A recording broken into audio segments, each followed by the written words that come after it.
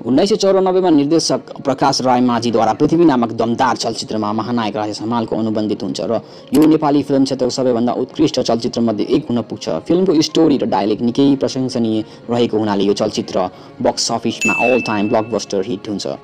पृथ्वी नाम हो मेरो, साथीहरुको लागि यो हात सलाम हो, दुश्मनहरुको लागि यो हात बलाम हो। 1994 राजेश हमालको अर्को चलचित्र आउँछ प्रतिज्ञा, जसको निर्देशक युवराज लामा थिए। फिल्ममा राजेश हमाल लगायत मेलिना मानन्द, धीरेन साक्य, मिथिला शर्मा आदि लगायतका कलाकारहरू थिए। चलचित्रको कथा राम्रो भएकोले यो चलचित्र भने सुपरहिट भयो। त्यसपछि 1994 मा राजेश हमालको अर्को चलचित्र ज्वाला नामक चलचित्र आउँछ, जहाँ उहाँ लगायत सरोज खनाल, रूपा राणा, क्रिस्टी मैनाली, सुनिल थापा यस चलचित्रमा आबद्ध थिए। यस चलचित्र भने बक्स अफिसमा सुपरहिट रहेको थियो।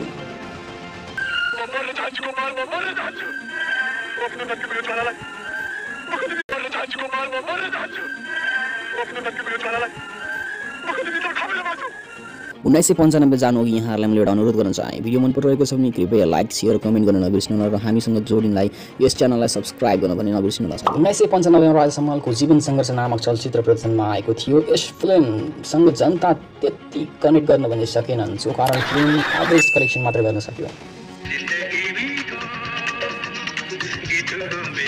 सेम त्यही वर्ष बिचमा प्रतिज्ञा नामक एक्सन रिभेन्ज ड्रामा साथमा कमेडी मिश्रित फिल्म प्रदर्शनमा आउँछ। यो चलचित्रको कलाकारहरू राजेश हमाल, पूजा चन्द, योगी मल्ल, धीरेन साक्य आदि थिए। यो फिल्म भने सुपर हिट भएको थियो।